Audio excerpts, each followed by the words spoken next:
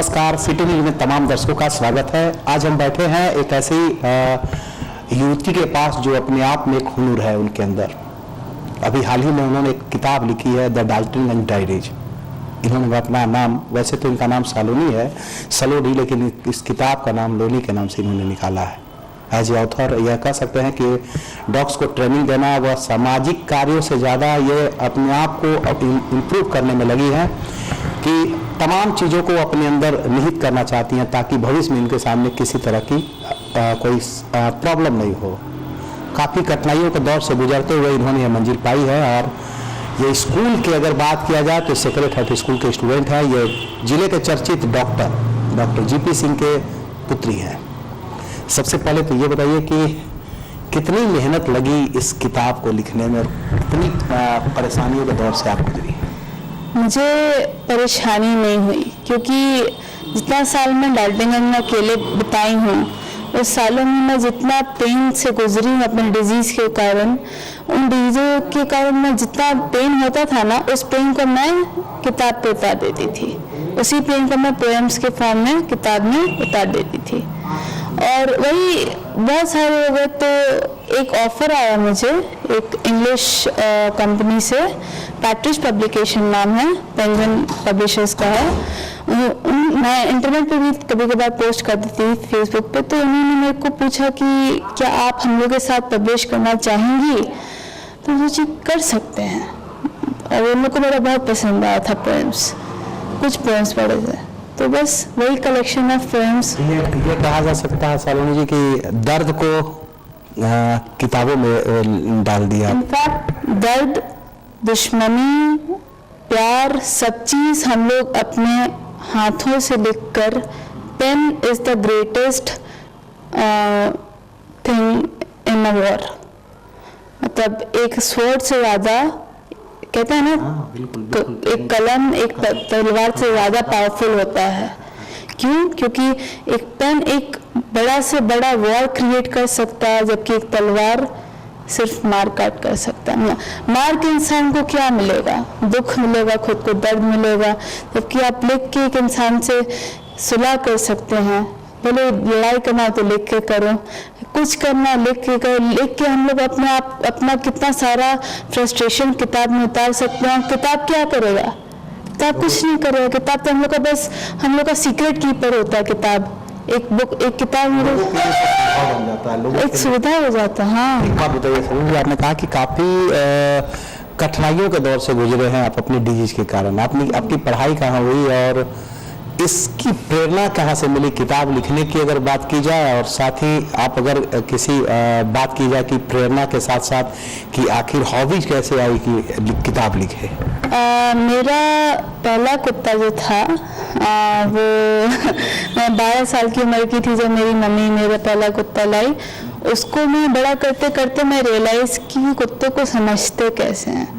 फिर मैं आसपास के लोगों के कुत्तों को घर पे आके मिलती थी और धीरे धीरे मैं 6 मंथ्स का कोर्स की जमशेदपुर में डॉग मेडिसिन में, और सॉर्ट ऑफ कैनाइन एक्सपर्ट हो गई मेडिसिन में। फिर ट्रेनिंग का जब बात आया ना, तब मैं पीटा की मेंबर हूँ। पीटा एक इंटरनेशनल ऑर्गेनाइजेशन है जो एनिमल्स की वेलफेयर के लिए काम करता है। और मैं काफ़ी काम की हूँ, जैसे चैनपुर में रेड मारना, वहाँ पे बर्ड्स को छुड़ाना, फिर तो टेरवा में रैबिट्स को काट के उनका फर ले जाके वो लोग एक्सपोर्ट करके उसका स्किन से वही स्वेटर सब बनाते थे। तो रैबिट्स को भी सेव करके लाई हूँ। अभी सब मेरे घर ही में है। मेरा घर अब इंसानों से कम और जानवरों से ज़्यादा भरा हुआ है। और एक शेल्टर होम खोली हूँ मैं डॉग्स के लिए, जमशेदपुर में है। वहाँ पे मेरी माँ के साथ में पढ़ाई की थी लैला में, और स्कूलिंग यहाँ जमशेदपुर से, यहाँ सेक्रेट हार्ट से की थी। तो लैला जब गई तो वहाँ पे एक प्लॉट ज़मीन ले लिए और वहीं पे शेल्टर है मैं, जहाँ पे मैं डॉग्स को अपने रखती हूँ। और एक सॉर्ट ऑफ उन लोग को जो लोग अपने कुत्ते नहीं संभाल पाते हैं वो वहाँ पे छोड़ देते हैं। और बेचारे कुत्ते जाए कहाँ? रोड पे तो नहीं छोड़ा जा सकता है। और एक घर चाहिए, उन्हें प्यार चाहिए होता है। एक बात मैं समझी हूँ कि एक इंसान धोखा दे सकता है पर एक कुत्ता कभी धोखा नहीं देगा। मेरे को एक डिजीज़ है, उसका नाम है विल्सन्स डिजीज़, और वो एक जेनेटिक डिजीज़ है। उसके कारण मेरे लिवर और मेरा लाइफ बहुत बर्बाद हो गया। इसमें क्या होता है कि कॉपर बहुत ज़्यादा बढ़ जाता है शरीर में, जिसके कारण हर ऑर्गन काम करना बंद कर जाता है। फिर होता क्या है कि धीरे धीरे आपके बॉडी का इम्यूनिटी कम हो जाएगा, तो इम्यूनिटी कम होगा तो सर्दी खांसी जल्दी होना लगेगा। हाँ, कोई बीमारी के गिरफ्त में आ जाएंगे। नहीं, अगर हम बात करें कि किताब लिखने की प्रेरणा, तो आखिर किताब लिखने की प्रेरणा कहाँ से जगी और ये हॉबी कैसे आया आपको? ये हॉबी मुझे स्टैंडर्ड 6 में मिली थी। मतलब मैं 12 साल की उम्र से पढ़ते आ रही हूँ और लिखना शुरू कर दी थी मैं 14 साल की उम्र से। और स्टैंडर्ड 6 में जब मेरा पहला ऐसे को मेरी क्लास टीचर मेरे क्लास के ऊपर उठा के क्लैप कराई थी और उन्होंने ये साफ शब्दों में कहा था कि एक ऐसा लिखने वाला व्यक्ति स्टैंडर्ड 10th में भी नहीं मिलेगा। हाँ, ये जेन्युइनली उन्होंने कहा था, मतलब कि फेक कॉम्प्लीमेंट नहीं था। उन्होंने सही में वो बहुत ज़्यादा इम्प्रेस हो गई थी। उसके बाद से एक मन में आ गया कि क्यों ना मैं इस पे भी कुछ कर। मेरे बचपन से शौक था डॉक्टर बनने का, मेरे पिताजी डॉक्टर हैं, बचपन से सब चीज़ देखता आई हूँ, सर्जरी का बहुत शौक रहा है। तो आप भी कुछ जानती हैं? हाँ, मैं जानती हूँ, क्योंकि जब मैं अपना पढ़ाई छोड़ के यहाँ पर आई तो 1 साल का मैं कोर्स की पापा के साथ। कोर्स क्या बोलूँ, मैं पापा के साथ पूरा काम की हूँ। हेड नर्स रही हूँ, पैथोलॉजी में काम की हूँ। इनफैक्ट 4 बजे सुबह जाती थी, स्टिचेस काटती थी, ड्रेसिंग करती थी, और I mean all the work that a doctor needs as a second hand, जो डॉक्टर का राइट हैंड जो होता है। एक बात बताइए, ये किताब आपने तो लिख डाला, इस किताब में क्या खास आपने लिखा है? एक दर्द एक ऐसी लड़की का जो पेन में होकर भी समाज के लिए काम करती है, पर उसके दोस्त उसे छोड़ जाते हैं। हम लोग जब को पिरो दी है अपने कागजों पर। हाँ। अच्छा, एक बात बताइए, क्या अभी आपके मन में खासकर आपने लिखा द डाल्टनगंज डायरीज, ये डायरीज क्या डाल्टनगंज लोगों के लिए, खासकर इस किताब के एक युवकों के लिए इसमें क्या दिया? आप खुद एक युवती हैं, क्या दिए हैं यंग जनरेशन के लिए, इसमें क्या दिए हैं?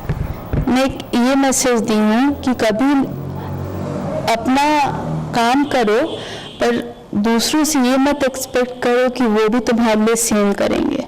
अपना काम करना ह्यूमैनिटी का, अपना मतलब इंसानियत का धर्म है कि अपना काम हम लोग खुद करें। इनफैक्ट अपना काम करें और दूसरों को भी मत करें, ये इंसानियत है। इंसानियत का फॉलो करो। प्लस डिप्रेशन में आने के बाद अपना आपा मत खो। आपा खोने से इंसान सुसाइड के दौर पे चल जाता है, और मैं लगभग उस दौर से गुजर चुकी हूँ, इसलिए अपने दर्द को उसमें। हाँ, और मैं प्रेरित की हूँ लोगों को कि कृपया सुसाइड छोड़कर आप पेन उठाएं। इनफैक्ट मेरे एक पोएम है इसमें, pen is stronger than a knife, क्योंकि हाँ, मैंने लिखा ये पोएम क्योंकि एक पेन लिख सकता है, सारा दर्द एक्सप्रेस कर सकता है, पर एक नाइफ सिर्फ एक काट सकता है, दर्द बढ़ा सकता है। 22 इसमें पोएम्स लिखे हैं, 22 है पोएम्स, सिर्फ पोएम्स नहीं है। हाँ, उसमें कुछ आर्टिकल्स भी है। इसमें बात बताइए कि इसमें सबसे अच्छे आर्टिकल्स कौन सा चीज़ है आपको, जिसको आप बहुत ज़्यादा शेयर करना चाहेंगे? एक है डॉग्स और मी, क्योंकि डॉग्स को बहुत सारे लोग अंडर एस्टिमेट करते हैं, बहुत चूजी होते हैं। मैं चाहती हूँ कि ये लोग समझें कि डॉग्स वैसे नहीं जैसे लोग सोचते हैं, एक अलग नजरिया से सोचे डॉग्स के बारे में। उन्हें भी तो जानवर है। हाँ, तो इंसान से ज़्यादा वफादार। हाँ, इंसान ज़्यादा वफादार, और क्योंकि साइंटिस्ट हम लोग को हायर लेवल ऑर्गेनिजम्स नेम किए हैं, साइंटिस्ट ह्यूमंस को हायर लेवल ऑर्गेनिजम्स नेम किए हैं, तो हम लोग का ये फर्ज बनता है कि हम लोग लोअर लेवल ऑर्गेनिजम्स का ख्याल रखें। जैसे एक माँ को सारा ज्ञान है तो अपने बच्चे का ख्याल रखती है, वैसे ही ह्यूमैनिटी का ये फर्ज बनता है कि वो जिन लोग को दिमाग नहीं है, जो डरते हैं इसीलिए वो अटैक करते हैं, उनसे प्यार से पेश आए ताकि वो डरे ना। चलिए हम एक बात बताइए, सलोनी नहीं बोलेंगे, लोनी बोलेंगे, आपने एक ऑथर के नाम से दिया। एक बात बताइए लोनी जी, ये आप आगे के क्या मतलब आपके क्या एम्स क्या है, लक्ष्य क्या है आपका? मेरा आगे का लक्ष्य, मैं आगे का अब नहीं सोचती हूँ। बहुत सोचती थी पहले मैं डॉक्टर बनूंगी, मैं ये करूंगी वो करूंगी, कुछ कर नहीं पाई। पर जब क्षण में जब मैं सोची ना कि हाँ अभी मौका मिला है, अभी बुक लिखना है, पब्लिश कराना है, तो अब मैं सोचती हूँ कि मैं क्षण में सोचूं। और मेरा भी क्षण का यही है कि मैं अभी कुत्तों को ट्रेनिंग देती हूँ, मेडिकेशन कराती हूँ और बहुत सारे लोगों को फ्री ट्रीटमेंट देती हूँ और पढ़ाती हूँ बच्चों को फॉर फ्री। चलिए मतलब आगे का अभी लक्ष्य नहीं निर्धारित किया कि आगे मेरा कोई लक्ष्य नहीं है। चलिए हम बात कर रहे हैं सालोनी उर्फ लोनी, जो एक आज एक किताब लिखी है इन्होंने, द डाल्टनगंज डायरीज। इसमें इन्होंने अपने दर्द को बांटा है किताबों के जरिए और लोगों को प्रेरणा दिया है कि अगर बहुत ही अगर कोई आदमी अगर किसी तरह का वो अगर मेंटल रूप से यानी मतलब अगर उसको दिमागी दर्द हो या किसी तरह का टेंशन हो तो कोई वैसा काम न करे जो कह सकते कि इंसान अपने कभी कभी आपा खो जाता है।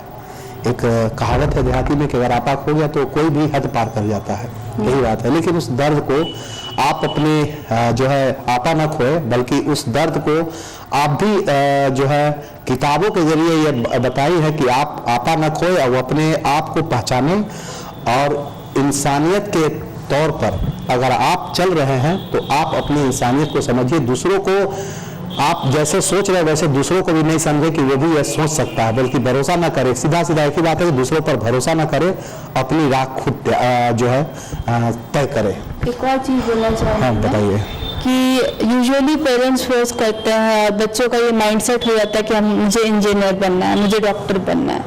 पर इंजीनियरिंग और डॉक्टरी के अलावा इतनी सारी चीज़ें हैं जो इंसान कर सकता है और बहुत खुश रह सकता है। लेकिन वो जो है इस चीज़ों से दूर कर सकते हैं, इन तमाम चीज़ों नहीं, मैं गलत चीज़ों की बात नहीं कर रही। मेरा मतलब है मीडिया में जाके फिल्म मेकिंग कर सकता है, डायरेक्टर बन सकता है। बहुत सारे फील्ड्स आजकल आ गए हैं, पर सिर्फ मेडिकल और इंजीनियरिंग क्यों? चलिए अधिकतर लोगों के माँ के पेरेंट्स के जुबान पर होता है कि बेटा मेरा इंजीनियर बने, डॉक्टर बने। लेकिन अगर आदमी अगर सोच ले, अगर इंसान सोचे कि उसे कई फील्डों में जा सकता है, अभी तक मौका है, बहुत सारे अभी टेक्नोलॉजी अभी डेवलप कर गया है, फिल्म सेक्टर से लेकर वो राजनीतिक में भी अच्छा काम कर सकता है। लेकिन जरूरत है अपने से चयन करने की और अपने से अच्छे जो है मुकाम पाने की, जो खुद रास्ता तय करना है आपको। क्योंकि आप खुद पढ़े लिखे हैं, आपको रास्ता खुद जो है तय करना है। आप ये देखें कि हम बेहतर रास्ता और हम बेहतर किसमें अच्छे कर सकते हैं। चलिए सालोनी जी बहुत बहुत धन्यवाद हमसे बात करने के लिए, है ना। और हम चाहेंगे कि आप इस तरह की किताब और लिखें, लोगों को एक दर्द आपने बांटा है, लेकिन हम चाहेंगे कुछ ऐसे संदेश भी दें ताकि लोग आगे इन किताबों से पढ़कर आगे अपनी भविष्य को अच्छे मुकाम पर ला सके। शुक्रिया। ओके।